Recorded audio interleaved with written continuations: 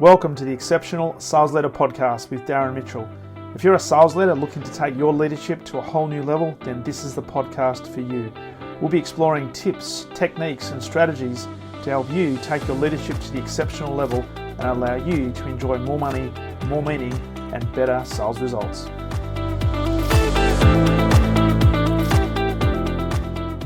Welcome back to the Exceptional Sales Leader Podcast on what is here in Australia a wonderful Thursday, not Thursday, it's Friday. I'm a day behind.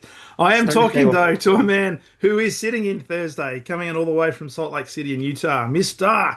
Ryan Hohman, the CEO and founder of Sales Recruiting University. Welcome to the podcast, my friend. Thank you, Darren. I appreciate your time today. It's we were just talking before we press record, and you said to me, "Hey, whatever you do, don't ask me questions around tax minimization strategies and accounting. But if you want to talk about sales and recruiting, I am your man. So we'll make sure we don't have any accounting or tax questions." I'm not a smart man, but I know one topic really, really well, and that's about it. Yeah. Well, Ryan, they do say that the riches are in the niches, right? That's the old catchphrase. Let's go. Let's go. Awesome. So we're going to delve into Sales Recruiting University and particularly the work that you do today in terms of, I guess, finding commission salespeople for organizations and some of the nuances around that. So we'll delve into that topic. Before we do, always like to get a bit of background of the guests in terms of what has led you to what you do today. So I know you've had a sales background, but just tell us a little bit about your background, where you've come from, not your whole life story, because we've only got, this is not a Joe Rogan podcast. But I'm really specifically interested in terms of what was the catalyst for you to start Sales Recruiting University a number of years ago? Yeah, so the quick rundown is I was forced into, commission-based sales as a young guy. I was 21 and got into this call center, worked there for a couple of years. That's where I cut my teeth, kind of doing commission-based sales, outbound calling, selling, B2B services for SEO, and got recruited into mortgage when I was 23, 24, did that for a couple of years. That was my first six-figure commission-based sales role. At 24, 25, went into entrepreneurship, had some money saved up and tried a bunch of different things. And long story short, came across this, Craigslist ad management and interview scheduling idea. And that was one of the several businesses I've tried. I didn't know anything about recruiting. I was just trying to figure out how to make the mortgage money on my own. And in short, it worked. I was able to make money doing it. And a year later, had a company called Evolve Solar, which was a client got acquired for 52 million bucks out here in Salt Lake City. I was living in California. They talked me into closing down my little recruiting company and moving out here to be their director of recruiting. Then I got to oversee 15 offices as a director of recruiting. Did that for 9, 12 months. Got bored, left, started my second company. Did that for a couple of years. Realized I still didn't know enough about recruiting and entrepreneurship to kind of really build like a decent business. So shut that down, went to go work for a couple other larger companies as a director of sales and recruiting. Then finally came across this A to Z recruiting model that we'll talk about today. And then roughly 8 years ago, started Sales Recruiting University. And that was kind of my first business that worked out. And today we're an organization, over 50 full-time people and growing, recruit over 1,000 commission-based sales reps per month and help companies recruit and onboard commission-based sales reps. So very high level, we reduced the workload for them by 80% and increased the volume and quality of recruits and ultimately retention rates as they scale their internal sales teams. It's amazing. And a bit of a mix of experiences there. You've worked for smaller organizations, you've started a couple of businesses, shut those down, worked for some big companies. And then now you've, I guess, for want of a better term, hit the jackpot in what you're doing now because you've been running that now for 7 or so years. Yeah. What were the key lessons if you look back on that whole experience? Because I'm firmly of the belief that all the things that we go through and the lessons that we learn are preparing us for what we do now and the service and the value we provide to the marketplace. If there was one key lesson out of that that's helped you make Sales Recruiting University really successful, what would that be? Yeah, well, if I were to just pick a couple things that are top of mind, I would say I was really thankful that my foundation was selling, right? It's bias, and I think it kind of logically makes sense. But if your foundation is selling, you're going to be ahead as a business owner because the foundation is making money to run and grow the business. So that was good. I cut my teeth there. And then something else that sticks out is, as I proactively shut down my first two recruiting businesses, I was aware of the fact that I wasn't good enough yet, and that was okay. And so I was just trying to learn and master something so I could leverage it in the way that I leverage it today. So, shutting down the first company, moving out here to work for a large organization, shutting down the second company and acting as the director of sales and recruiting for a couple other larger companies. And, that was really, really important for my skill set that set up the foundation to make sure the service that we have today was good enough to grow an actual real business. Mm. And you mentioned through, I guess, the introduction there, you place, or I think you said about 1,000 commission-based salespeople a month, which is Yes. which is a big. Is that was that like your first Yeah. goal, your I'm first proud. milestone? What's that? Was that like I'm the first milestone? Yeah. Is it the first milestone? Was I that hope. like 1,000 a month, right? Because obviously there's bigger fish to fry, and we'll make it 1 million a month in some at some Yeah, stage. that's right. That's right. But you Yeah, also so you also yeah. mentioned there that there was you were mentioning increasing retention rates. Yeah. So what I'd love to delve into, and we'll talk about the system that you use and so forth. But in order to start Sales Recruiting University, there must have been a a key problem or a key challenge that needed to be solved. And Mhm. through your experience working for the solar organization and the bigger company, and maybe through your own businesses, was there something that you had identified that was the catalyst for say, hey, this is the better way to do this, which has now Mhm. led you to have such a good track record, not just in terms of the volume that you're placing, but more importantly, the retention and the efficiency that's being developed in those organizations? Yeah, and so my first, gosh, I've been doing, between the companies and everything, I've been doing this for over 11 years now, but the first 8 years was primarily focused on recruiting. Hmm. And, a few years ago, we started building out solutions for, our small to medium-sized clients on the onboarding side, because as I would look back at companies, we've served over 1,500 businesses. So just with this company, and that's not including the other organizations. And it was driving me nuts because I would have companies in the same industry with similar comp plans in literally the same cities. And some companies would be able to scale 8 figures, multiple 8 figures. And some companies in the same industry, in the same market with a similar comp plan would think our service maybe wasn't doing so well for them. Yeah. And it took a while to really understand that it was heavily about the leader and the leader, the sales system, the onboarding and the management, um, and the coaching of the salespeople. And so that became clear a little bit, I think, too late in my career, but it really clicked, 3+ years ago. And I started building out onboarding solutions. I can come back to that in a little bit, but I think you had a question about the what I realized about I think on the recruiting side Mm. to provide a valuable service. So, one of the things that was really clear is in terms of building a commission-based sales team, which is our niche, like 90% of our clients are all commission 1099 opportunities, and the other 10% maybe have a small base or maybe some training pay. But, Yeah. when you're scaling up a commission-based sales team, you need a lot of volume. It's really a sales process, so you got to screen out the leads and get in front of the best leads really quickly. You got to be able to sell the leads into your onboarding process, and there's more nuances to that, to the recruiting process than that. But if you can't get the volume in, if you don't have the system to go through the volume, and if you don't have the skill sets to sell your opportunity at scale, then you're just never going to onboard enough people based on whatever your retention rates are to actually accomplish your goals.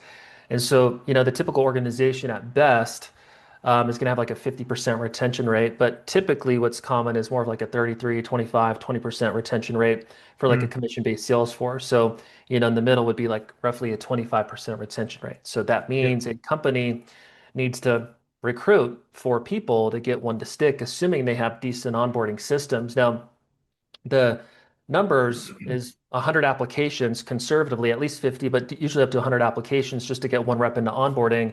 100 applications come in, 80 of them need to get cycled out, 20 of them need to go through a recruiting process, and then it funnels down to two. If you have a decent process, two of them verbally saying yes, and one of them actually showing up into onboarding.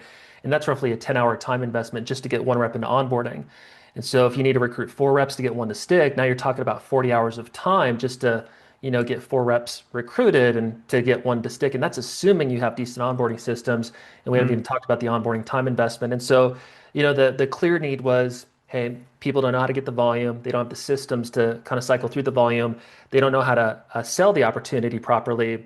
And definitely don't have the time to do it. And so that was kind of the foundation of the service is creating a recruiting service around making sure they have the volume, get in front of the volume, can sell their opportunity correctly, and don't waste a ton of time in the recruiting process to get the bodies in the door. And then several years later, we developed, delivered a similar value, but on the onboarding side, which is actually more challenging than the recruiting side from my perspective. Why is it more challenging? Yeah, yeah, that's what everybody, when they come to work with us, they're always thinking like, if I could just get the right guy, right? Yeah. Everything's going to be easy, but there's so many more nuances to like building a good sales organization than that. And, what they find when they, at least, from my perspective, is they go, okay, now I got the recruiting process. It's actually easy to get the bodies in the door. All the complexities are now keeping up with really onboarding and retaining these guys, resulting Mm. into sales production. And so, anyways, that was long-winded, but that's a little bit about the recruiting process and yeah, how it developed. So a question I've got with all of that, and I don't want this to sound like an ignorant question. There's a lot of organizations out there that build sales teams that they like commission only, and yet there are others that say, you know what, we want to have a small base or a combination of like an on-target earnings with a medium base and a Yeah, commission check or whatever the case might be. yeah. Was there anything specific? Were you I know all the stuff you just talked about there? Did you notice that there was a like a hole or a vortex in the sales industry around commission sales that was almost like facilitating this big turnover that you thought, you know what, we could solve this because my own perspective in Australia, a lot of organizations that have commission only sales, the first thing that pops into your mind is the old door-to-door salesperson to say, hard Hmm. sell, let's go volume, let's sell as every opportunity, Hmm. close it all every opportunity, which means kind of leads to a big turnover. So, Yeah. was there any reason why you specifically targeted that industry as distinct from working for big organizations and placing people with OTEs with a bit of a base? Because you've got sales experience and recruiting experience. Yeah. So, it's a really good question. I forgot to explain that in I was trying to do a quick version of the story, but when I quit when I got out of mortgage sales and was trying to figure out how to become an entrepreneur and make the, 15 to 20 grand a month on my own without having a boss and that whole thing, when I came across this Craigslist ad and interview scheduling idea, and it's obviously radically transformed from those days. When I came across that idea, I realized that there wasn't really services doing that. And I was able to look back at the couple companies that I worked at, and I'm like, oh, the sales manager or the owner would have loved that service. And it was just a random thing. I'm like, I'm just going to try to cold call companies on Craigslist and sell them this cheap service that started out at like 250 bucks a week and, $25 a Craigslist ad. And I'd post one ad a day for 5 days. So that was 125 bucks. So I'd make 125 bucks. And I started cold calling companies and it was really easy to sell the service for 250 bucks. Yeah. And so I was able to make money. And so I was able to pay my bills as an entrepreneur. That was the first step. And then over time, as I started helping more businesses, I started getting companies like, you know, really large like window installation companies and larger direct to consumer companies, and they would, pay corporately for me to help all these different sales managers all over the country, although they had 5 to 10 corporate recruiters. And I'm like, why are they paying me when they have a whole corporate recruiting staff? And over time, because I started with not knowing anything about recruiting, I realized over time that what I was doing was really valuable. In that people were not able to really execute on it, even for the big boy companies that had all the money, that had a full-time corporate recruiting department.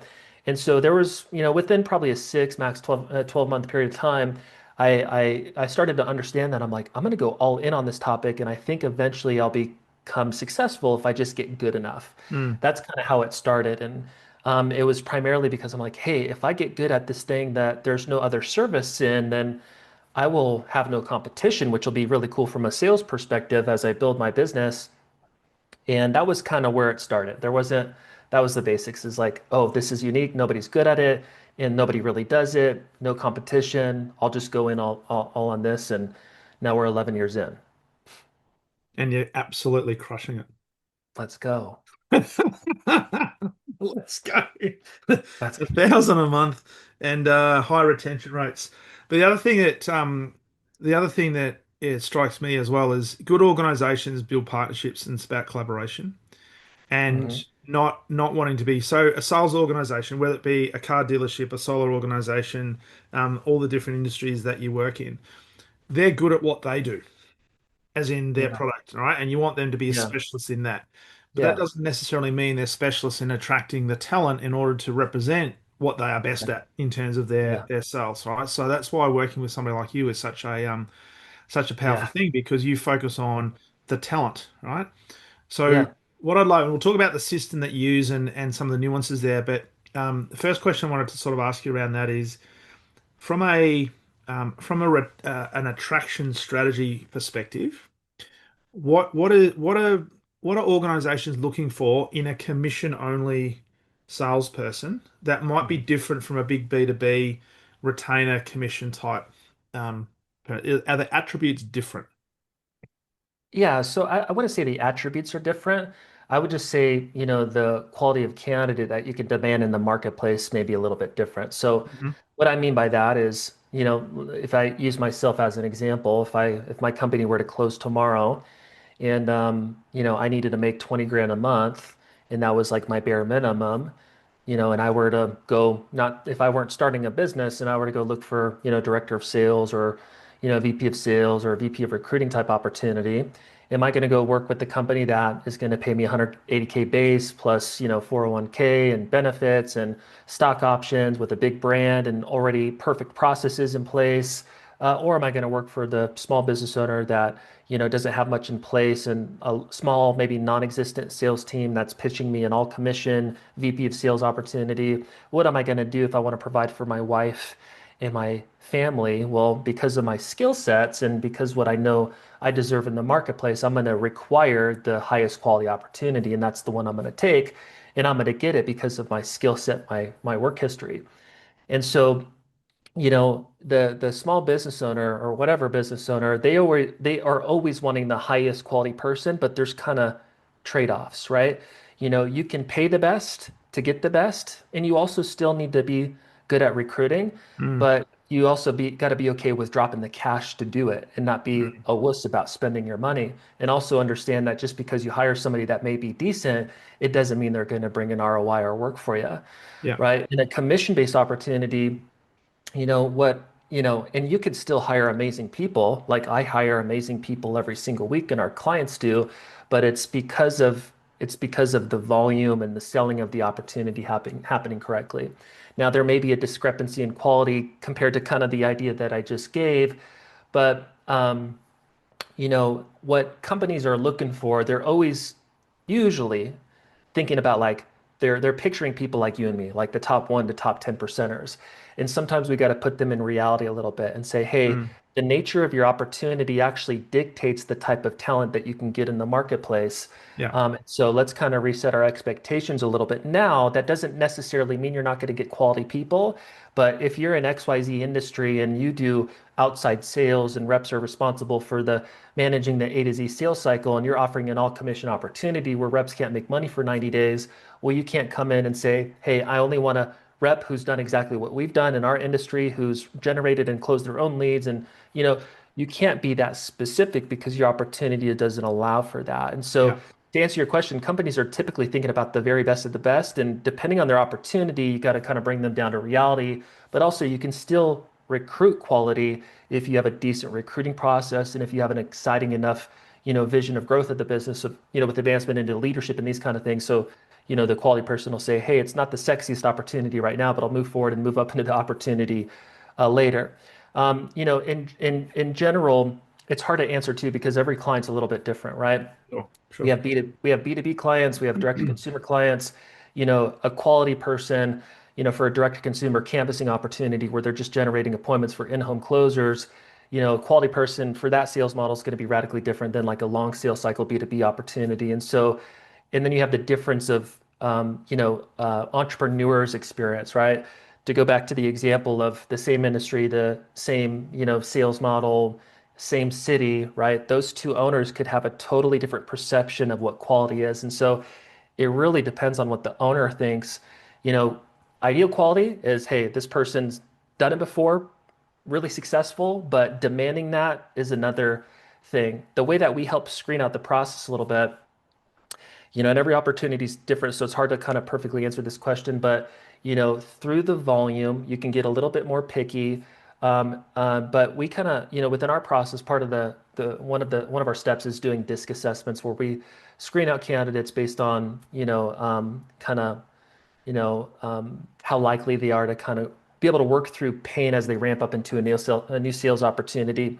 Yeah. That was long-winded. I'll shut it off there and see if you have any So more are questions. Yeah. are you saying, Ryan, that you only put through D and I's in the disc profile, no C's and no S's? Yeah, well, it depends. It depends. Yeah, it depends. But it's a good tool, right? It's a good tool. It's not a perfect science or anything like that, but it's a good tool to help screen down most likely people who will, are more likely to be successful. But yeah, there's so many nuances because it depends on the skill set and the ability of the owner. Like my version of quality could be totally different from your version of quality. Yeah. We have Yeah, we have companies that are like, I don't even want somebody with sales experience because I'm such a freaking awesome leader, sales trainer, onboarder, and manager. And so you get what I'm saying. So the question there is, why are you talking to me then, if that's the case? If Sorry. no, no, not you, but this client that says, I'm such an awesome sales leader and on board. Oh yeah, The that's question is, hilarious. well, why need our help then? Why are you coming to Yeah, me? because they can't get the volume, they don't have the time, they don't have the system, right? And they probably have turnover and they can't retain. Yeah, yeah. Everybody does, but you know, So, turnover, we can improve that too. so here's a question for you then. As Sales Recruiting University, as Ryan, the CEO and founder, we talk a lot in sales about the value proposition and what makes us unique. Right. So the Hmm. organization, so you go through your own sales process to bring on a Hmm. client, and then you're going to actually serve that client by helping them onboard commission lead salespeople and improve their retention rates. Now, Hmm. to take a step sort of behind that, what's your clear differentiation? You mentioned before you've got a unique process. You obviously have your disc profiles and stuff like that.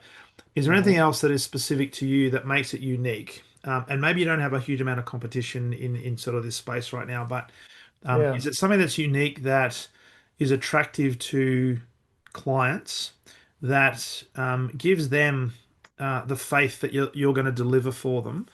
That, and yeah, obviously you've got a track record of lots of different organizations you've worked for, but looking back yeah. on what you've done over the last 7 years, is there something that's actually been clear that's differentiating you from Hmm. any competitors?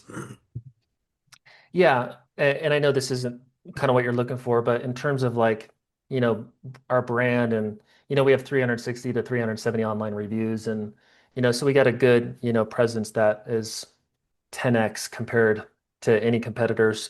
There's a couple competitors that have come up in the last like 1 to 2 years. In terms of the recruiting process, I'll go through the difference. Hmm. The biggest difference is what we do on the onboarding side. But if I were to compare like, and there's more nuances, but the way that we centralize everything around, the group interview model is one of the core things. And although it sounds kind of simple, it's really important. So to give you an example of what a couple competitors do is, they'll manage ads, they'll do pre-screening calls just for a few minutes, and then schedule one-on-ones with clients. But what they do is, maybe they'll kind of go through that process and they'll do quick calls, but not really sell the opportunity to the candidate. And they're just trying to get volume on the client's calendar. And then they schedule 25, events on a client's calendar and take up 20 hours of their time, which Yeah. is one of the most important things that they're paying for is to get their time back. And then they're dealing with 60% people not showing up. And then the other 40% of people, they show up, they still don't fully understand the opportunity, the all commission aspect, what it really looks like to ramp up into the role, the comp plan, and you have the owner still selling the opportunity and investing that energy into the process while Yeah. dealing with all the no-shows on the calendar and still having to be the person that sells the people in multiple individual meetings.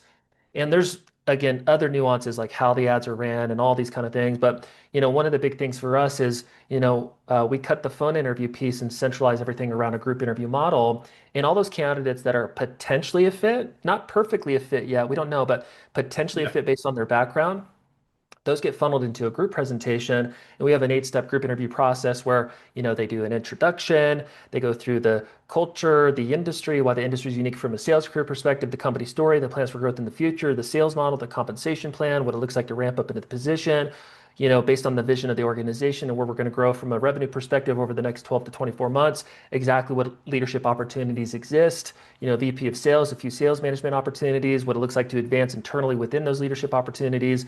And the opportunity is sold in a group environment with potential candidates. And then after they fully understand the A to Z opportunity in a 30-minute presentation, the selling of the opportunity, then they go, okay, I fully get it. It makes sense to take next steps. And then that candidate gets funneled right into one-on-ones post-group interview or the following morning. And so it reduces the workload for the leader and wasted time on their calendar by 75% and allows them just to sell the opportunity 1 to 2 times per week in a group interview environment versus a bunch of one-on-ones with people who may Mm. not be interested or a fit. And so, the difference is, you know, selling it in a group environment and then only spending time with people in one-on-ones that are like, hey, this is a fit. I'm interested. I fully get it. And I am interested in taking next steps potentially. So that's the biggest difference on, the recruiting side. But the big difference is what I've been working on over the last few years, which is everything that we build out from an onboarding perspective. And if you want, I can, dive into that because, understanding how to do that properly is incredibly important. Well, it's a good point you make, and even in B2B sales, I think the statistics are pretty consistent and have been over the last number of years, and that is it could cost anything from 100,000 and maybe different in US dollars, but up to the 150 to 200,000 in terms Yeah. of sunk cost to go through a recruitment and an onboarding process. That if that doesn't turn out, if the salesperson doesn't meet the probation period and all the criteria for that, the company goes back to the drawing board. And some of these big companies say, well, that's just the cost of doing business. But if you think Yeah. about it, if you can minimize that and at the front end have a higher quality of candidate that's coming through, they then Hmm. self-select. They then go through a more of a due diligence process one-on-one to see whether they're actually a real fit on an individual basis. That should enhance the chances of them sticking around, you would think, in many Yeah. cases. Yeah, and then a big piece is just proper onboarding. And the way companies onboard, or at least the way that the typical organization onboards is it's set up for the rep not to see success because it's so difficult to actually give the rep the training that they need to have a chance at success. Like four core things as an example that are really important in the onboarding process. And there's other things outside of this, like the way that you do your team meetings and the way that you kick off new hire orientation and support reps as they have questions in their first 2 to 4 weeks. But there's four core things that, at a bare minimum will increase any company's retention rates by 2 and up to 5x. Like Mhm. 2x is like the worst case that we see. The first thing is pretty basic. It's not the big time saver, but it's just kind of organizing everything perfectly that happens within the first 2 weeks. So Mhm. I show up on Monday as the rep. I need to know my 4, 6, 7, 8 things that I need to do daily to be perfectly on track for Tuesday. And then on Tuesday, I need to know everything that I need to do daily from a admin training perspective, sales team perspective, role play, management perspective, whatever it is, on Tuesday to be perfectly on track for, Wednesday. And so there needs to be organization in the first 2 weeks. So rep Mhm. has clarity on what they need to do. And so the leader knows exactly how they need to lead the rep through the process in their first 2 weeks. So that's more of like an organizational tool. But where you start to get the massive retention in lift or a decrease in time investment from leadership is through like the actual training process. So the second thing is reps need the information. So if you onboard me into, your sales leadership business, I need to learn the sales system, whatever that is, Mhm. right? So I need to know whatever prospecting, setting, the discovery meeting, the presentation meeting, closing, follow, whatever the sales system is, right? So I need to learn the sales process, the offers, the products and services, the sales tech, whatever that A to Z process is. And so that's kind of the informational side of the job. And typically companies will do that live and they'll spend 10 to 20 hours a week doing that with reps. The problem is that reps forget 85% of the information. And so it's annoying, but you have a problem there. They forget 85% of the information, and also the leadership spent 10, 20, 30, 40 hours going through that information. And so what we like to do is we like to build out custom sales universities that automate everything informationally around the onboarding process via videos, documents, and quizzes. So the rep can, go through it a couple times and have better information retention, Yeah. but also to save the leadership 10, 20, 30 plus hours per week. And so you need to organize the process in the first 2 weeks. You need to set up a university and have the reps go through it, for a couple times in the first couple weeks. The third thing outside of the information reps need is they need role play. So if Mhm. you onboard me as an SDR as an example there, and I need to learn the outbound, and scheduling process, whatever that is. And so there's a communication aspect of that sales role, right? I do the cold call, I do my pitch, I work through some objections and try to schedule into the discovery meeting or whatever. Yeah. And so the reality is reps need to practice that 50 to 100 times that pitch to be confident, and ultimately to master the communication side of the sales role.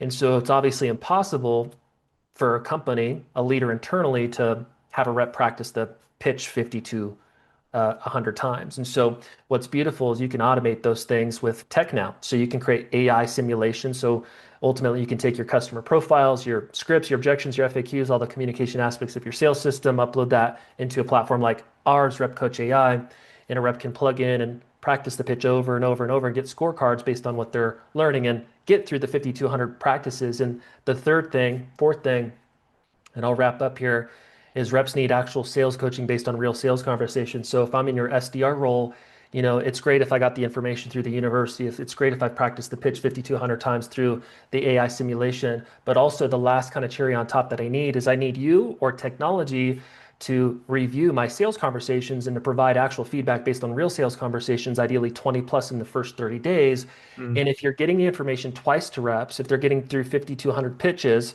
and practicing the communication side, and if you're getting them 20 plus sales conversation feedbacks in the first 30 days, which can now be done through technology, well, you're not only saving 20, 30 plus hours per hire as they onboard, but they're finally getting trained correctly. I'm getting the information twice. I'm getting the practice in. I'm getting coaching.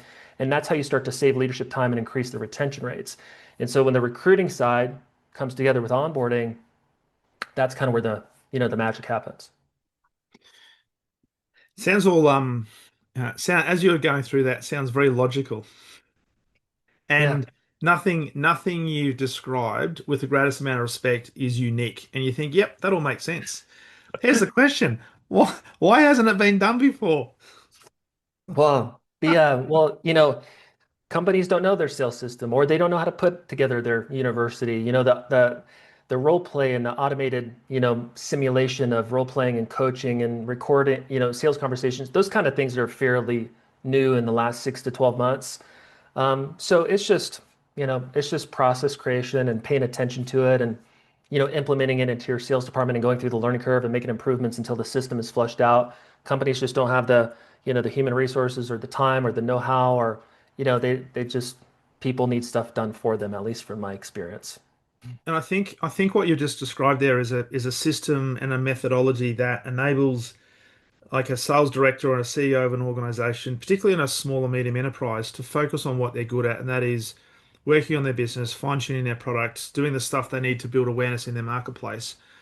Knowing that they've got a partner like you guys to come in and actually work on, I guess, the engine of how that's going to Mhm. deliver value to the market. So getting the people into the organization Yeah. um, with understanding, with appreciation, with the right, I guess, characteristics they're looking for, and Mhm. then give them the necessary ramping period to get competent to Mhm. increase their propensity to stay and provide real value to the organization.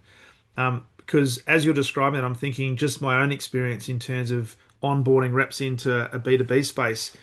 Yeah, Mhm. they go through a recruitment process, and yes, it might be based on resumes, and they might do some disc profiling or Myers-Briggs and stuff like that. But the real onboarding process, it's almost, well, welcome here, welcome to the organization. Here's your desk, here's your computer, here's your mobile phone, here's your pass. You've got great sales experience. There's your account base. Go, Crush it. Yeah. go and get it done, right? Yeah. And So it's what's not necessarily really preparing them for success. Yeah, and what's really important too, like, I mean, if you're paying a fat salary and these kind of things, and the rep has security, then, they're not going to be too upset. But, the reality is like a top performer, when they come on board, they want the best stuff. Like, I want Yeah. good systems, I want good leadership, but, that's what they want. And also the kind of the average Joe or the quota producing sales rep, they need good stuff to have a chance. Maybe the baller guy like you and me, we can just go into any type of opportunity and wing it and see success because it's, Mm. we're the top 1 to 5 percenters. But, the average person who's still decent, maybe in the top 20%, who's a quota producing rep, they don't have that skill set, that figured out factor, and they actually need good systems to have a chance at success. And so the average Joes or Janes, they need good systems, and the top producers, they, you know, they want good systems, even though they don't maybe perfectly need it to figure out the position. And so I found that to be super important as well. When the people come on board, you want them to be blown away by your process. Like this is the best freaking onboarding process I've ever seen. Yeah. And it continues from the selling of the recruiting process. They show up to new hire orientation, they start to dive in, and they're like, I'm glad I committed to this organization because they have their crap together. And environment is everything, and culture is everything. And if you've got an organization that has a great product, has a great offering in the marketplace, but Yeah. recognize they need to bring great people in to best represent them in that hmm marketplace, hmm I look at it and think, okay, we can go down the path of having a fixed cost where we want to pay 401ks, we want to pay salaries, we want to pay bonuses and stuff like that, and that's all built into the, I guess, the cost of doing business. But if I'm hmm bringing in commission-only salespeople, that needs to be there's certain characteristic of person that be attracted to that. If that's the case, all the money that I would typically spend on investing in employee costs, I can now spend on creating an environment that is attractive to those and give them every opportunity of being successful as quickly as possible. So, how do I Yeah. set these people up for success as quickly as we possibly can? The question I was going to ask you then, and it might be, it depends on industry and so forth, and I totally get that. In terms of the ramp up from the process you've described through going through the group process where they understand all the nuances, they have full disclosure in terms of what the organization is looking like, what the comp plan is, and they then filter down into the one-on-one process. Is there a typical timeline by which you have somebody that's coming in, having gone through that recruiting process to where they're now competent from the perspective of the organization? That is, they're hitting quota, they're making progress, they're hitting the ground running. And so, how Mhm. much emphasis is then placed with the onboarding process for the organization to spend and time in helping this person become successful as quickly as possible? Because you mentioned before, well, you sell this stuff and you only get paid when the customer pays the bill. So that could be a 90 day turnaround time. So you're Yeah. sitting there thinking, well, hang on, how am I going to eat for the next 90 days? Yeah, and there's ways to kind of improve comp to close the gap a little bit. I can come back to that if you'd like. I think that'll be valuable to some of your viewers, but it depends on the sales cycle, right? So, like our B2B sales cycle, 80% of our deals happen within 30 days of what we call a presentation meeting. But a lot of B2B sales cycles are going to be 2, 3, 6, maybe 12 months. So every sales cycle is a little bit different. In terms of, so it's hard to answer because of the nature of that. The way to look at it as a company is you go, okay, what's kind of our bare minimum expectation from an income perspective? Let's say that, is 8 grand a month or 2 grand a week, which is 104K per year. You think about, okay, conservatively, what does it look like for the average Joe or the top 20 percenter, right? Anybody that's not a top 20 percenter, which is not really impressive. Anybody in the bottom 80% is just typically not going to work out, especially in like a commission-based sales opportunity because it's so Yeah. challenging. So when I say average Joe, I mean like in that 20%-ish range. But you think about, okay, what does it look like for that average Joe to ramp up into our position to get to hypothetically, 8K per month? If that's 90 days, then that would be the answer for me. It depends on the sales cycle, but in onboarding, those first 2 weeks, I look at it as like almost it's an initial onboarding and training, and also a screening tool. Which is even more important when you're scaling up a commission-based sales team because regardless of how good the systems are, and we have really good systems, for our clients, there's always going to be attrition. And so you want to Mm. protect, you want to maximize the opportunity and give reps all that they need to have a chance at success while reducing the leadership workload and in making sure, especially for the small business owner who doesn't have a ton of leadership yet, maybe we look at the initial 2 weeks as like initial onboarding and seeing who's really bought in and can follow the system, and post the 2 weeks if they follow the tasks. Typically there's 20, 25, 30, 35 tasks per week, so 50 plus tasks in 2 weeks. If they follow the system, then they're more worth like one-on-one time, as an Hmm. example. Hmm. um, so I think I'm getting off track a little bit, but the first 2 weeks is, kind of like a initial onboarding, going through the university, the role play, and a lot of like downtime work to protect leadership's pay, although they're plugging into sales team meetings and getting that culture experience and those kind of things. And then whoever kind of pops out at the other end, after the 2 weeks, then it's kind of like the ramp up time. At least that's how I look at it. So in the 90 days, it'd be 2 weeks initial, and then month one, month two, month three, ramping up into 8K plus per month income.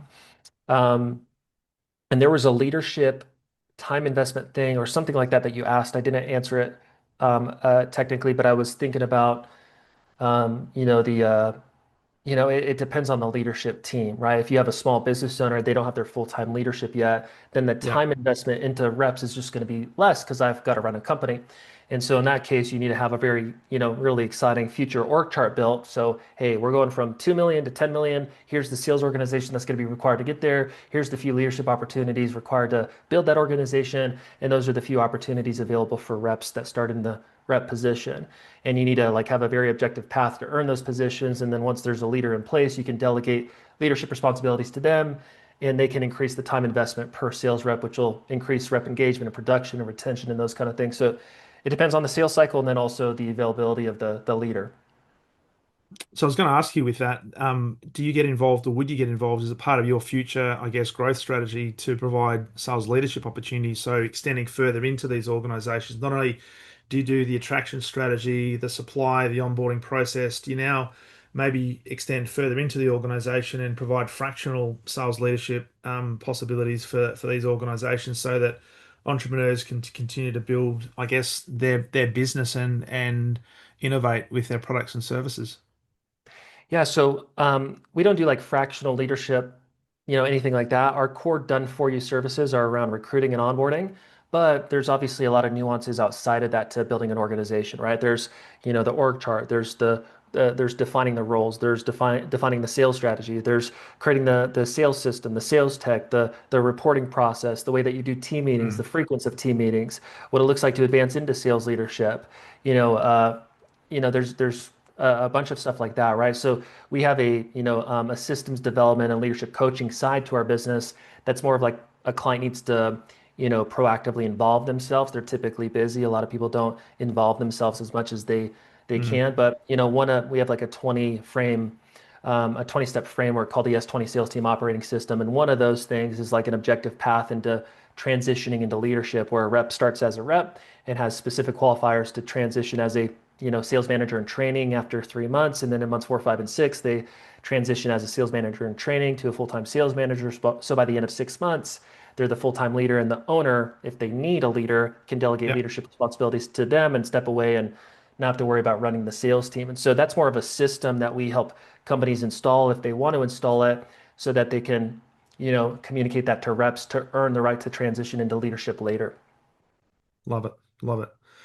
I was going to ask you, how does AI play in all of this? Do you use AI?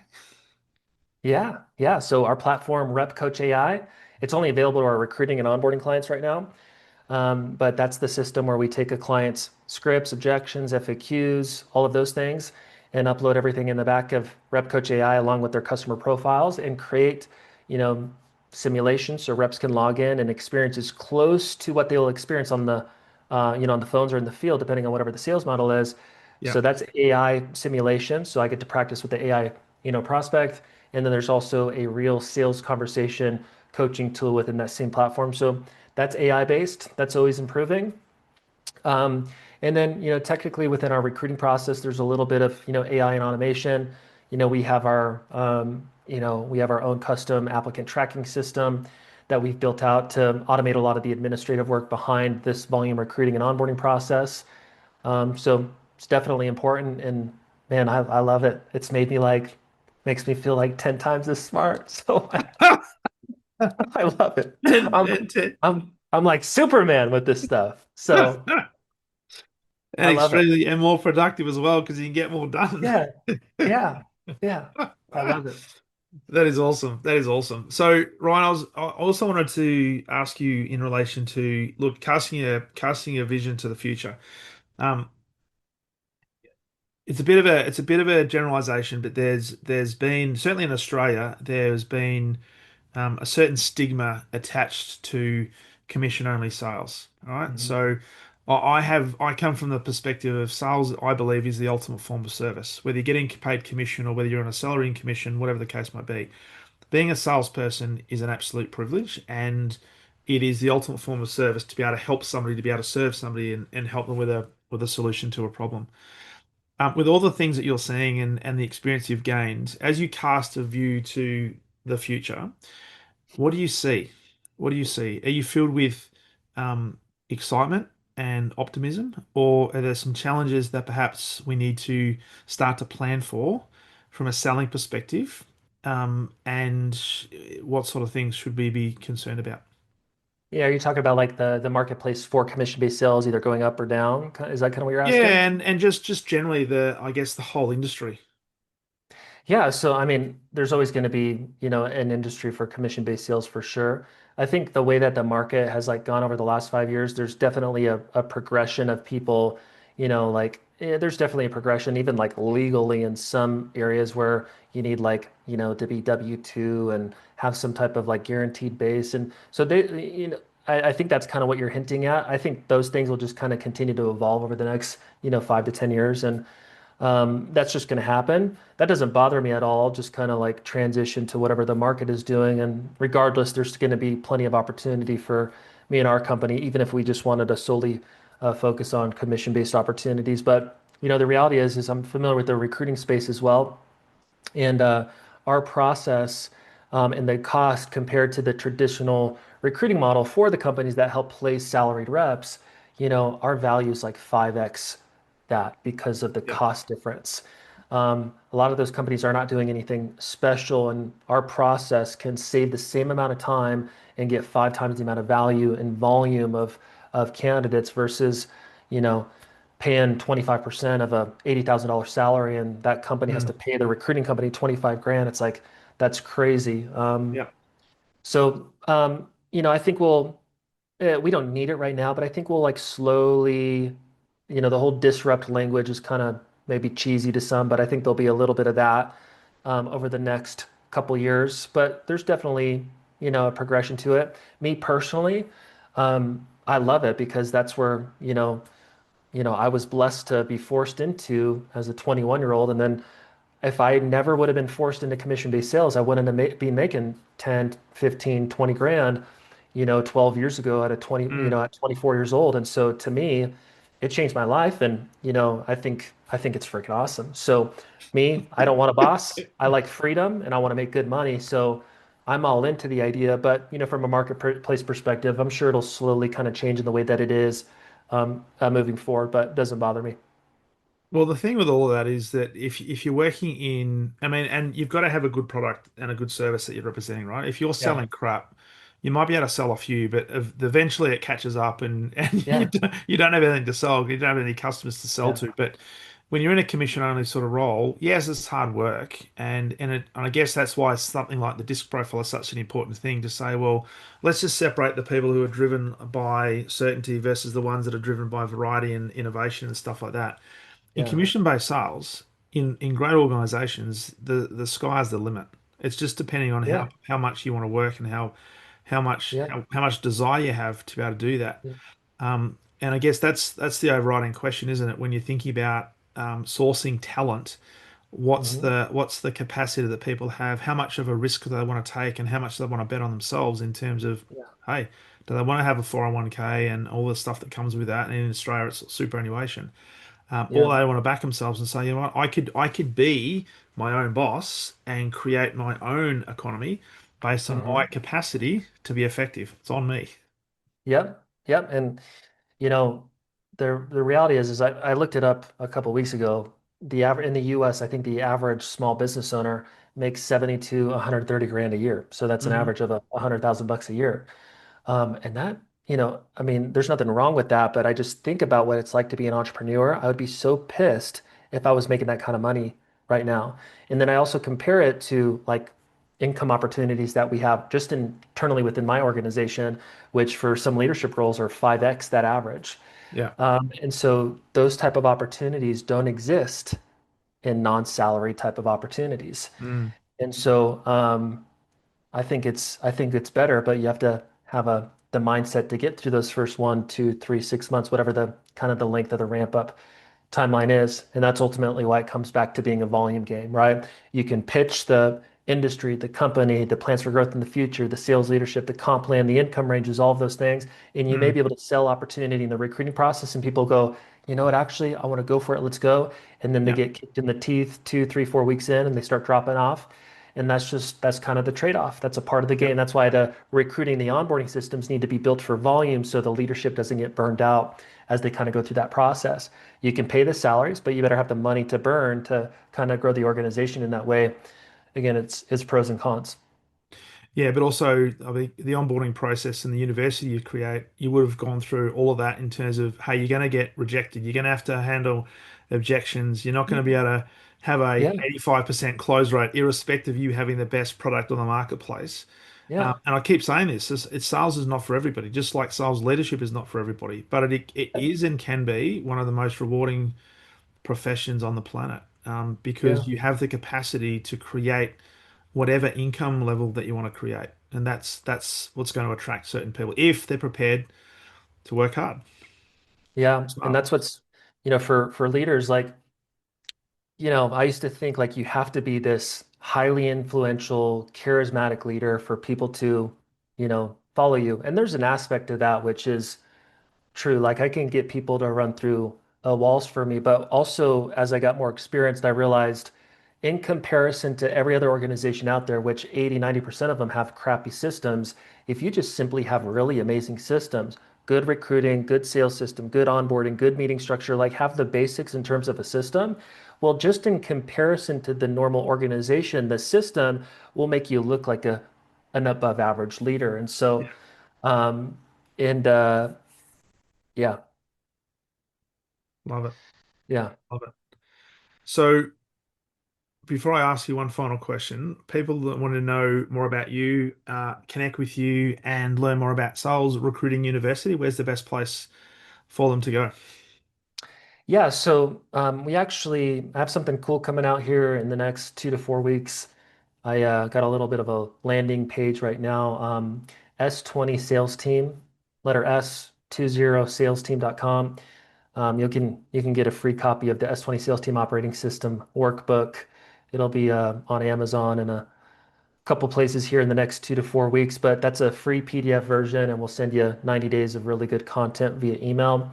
And there'll be opportunities to connect with us there if you'd find value in that. So that's a 20-point framework that'll walk you through recruiting, developing your org chart, and all sorts of amazing things. Very, very valuable. Nice. And if it's okay, I'll put your LinkedIn profile on there as well for people who want to connect with you, if that's Yeah, okay. absolutely. All right, excellent. So Ryan, you've got an audience here listening. You might have entrepreneurs, small business owners. You might even have some corporates that think, maybe we can expand our sales team by actually putting in a commission-only framework here. So, Mhm. what would you leave them? What would be a parting message to organizations and senior leaders listening to this right now about improving their attraction and retention rate on sales talent? Yeah, well, in terms of the company that's already doing a salaried model, like we have companies that are doing salaried models all the time. It's typically small business owners with not like successful sales teams yet that, see us and we transition them from a salary model to an all commission model. But because it's better recruiting, better onboarding systems, they actually see more success versus the salaried model and they're saving hundreds of thousands of dollars a year doing it. And so, it's really comes down to the process of it. And it's a Hmm. process I've been working on for over 11 years. But if I'm, thinking about, any type of business owner, my mind goes to, hey, if you're down for the volume game and you understand what it takes, then you can scale up a sales team, a commission-based sales team. And if you want to save a ton of time in that process and get higher volumes of quality people and increase retention rates of 2 to 5x, then you can reach out to us and we're happy to do that. But it's a volume game and the process is required to not burn out the leadership's time. Mm. Ownership doesn't have the time to properly invest into the volume game. And your sales manager, if they're doing that for you, they're going to hate their job, which is not what you want. You want your manager focusing on actively producing sales reps and improving internal systems versus recruiting and onboarding reps that may not work out.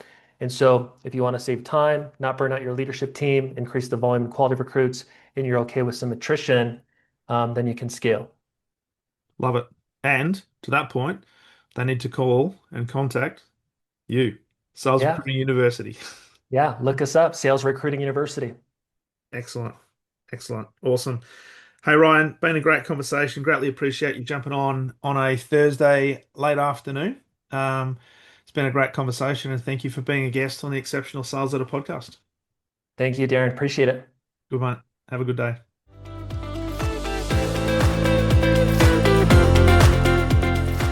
Thank you for listening to the Exceptional Sales Leader podcast. I trust the information in this episode has been helpful in your journey towards becoming exceptional. And remember, please take the time to rate the show, subscribe to the show so other people can find it. But also, if I can help you, jump on my calendar, go to leadwithdarren.com, and let's have a conversation about how I can help you along your journey to being exceptional.